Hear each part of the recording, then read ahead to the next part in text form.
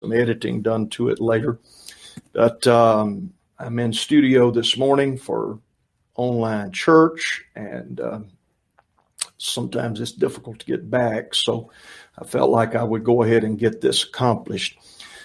As we begin the new year, first of all, Happy New Year to all of those who are part of Ministry Monday and the other things that we try to do at CarltonCoon.com.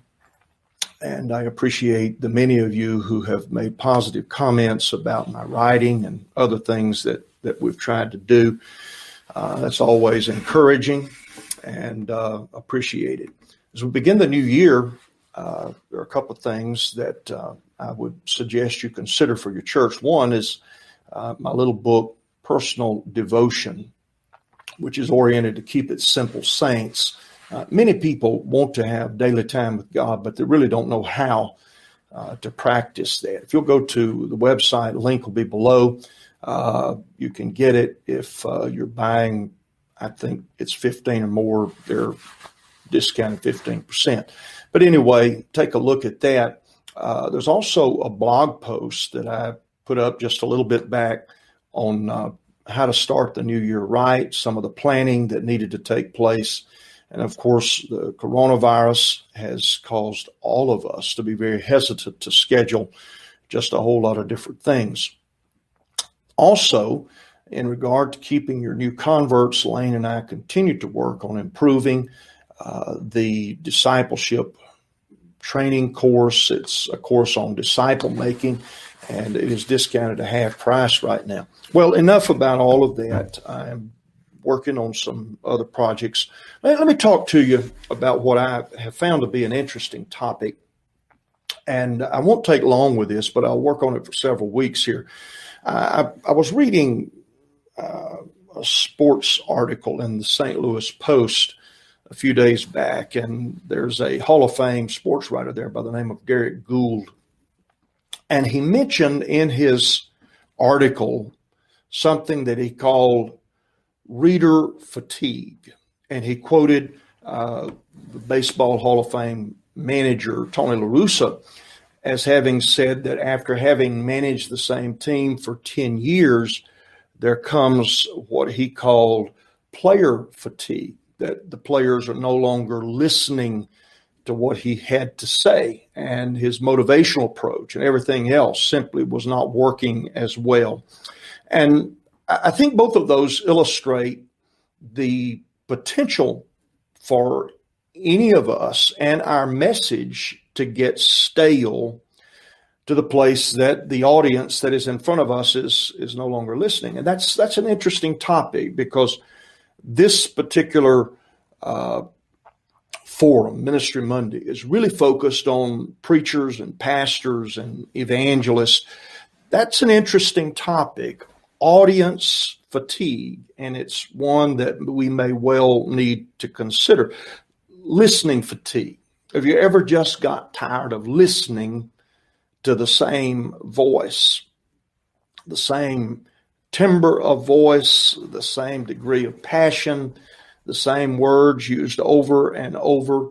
And again, everything the person may be saying is wonderful, but it simply is being fed to us in a way that doesn't capture our attention. We're a little bit like the mother who served her family chicken with wild rice for 21 days in succession. Well, it wasn't 21 days in before her family began to complain about that. Now, there's nothing wrong with chicken and wild rice, but enough can be enough at various times. Good question. Would I get tired of listening to myself? And there are times when probably I would.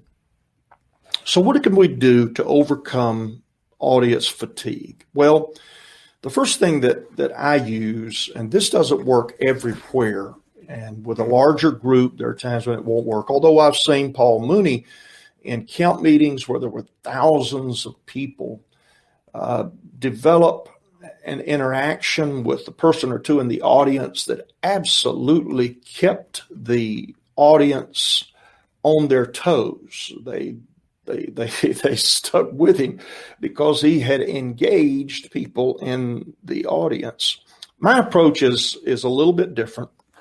It can be that I have someone else do some of my Bible reading for me. I can have at times, and I've done this several times lately, where that a song that was scheduled for the service just fit within a particular place in my message. So I used a song in the middle of my sermon, or responsive reading, where I read a verse and then the audience reads a verse.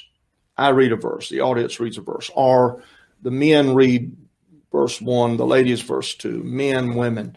Again, everything that you're doing is creating different voices. You're bringing something that reduces audience fatigue. Now, this may not be comfortable for you, but I want to challenge you to just try it for a while. Just give it a chance. And it may surprise you how well it works. I'll give you one more that I use from time to time, and that is keep up with what you preach and teach. As preachers, we all have topics that we prefer, and we enjoy those topics and so forth and so on. But we can kind of reach a point where we've said it so often. I first heard Anthony Mangan say it, and then I read it in one of Warren Wiersbe's books. And that was to keep a record of what you had preached, and that there were certain topics that needed to be preached a couple of times each year. And I will make you an offer of a free checklist that you can download at carltoncoon.com to take advantage of that particular idea, because there are things, again, that I like to preach. And then there are things that if I don't keep a record of them, I will tend to not address those particular topics. So, a couple of things that can help in overcoming listener and audience fatigue. One is use different voices in your preaching and teaching, other people coming in. And then secondly,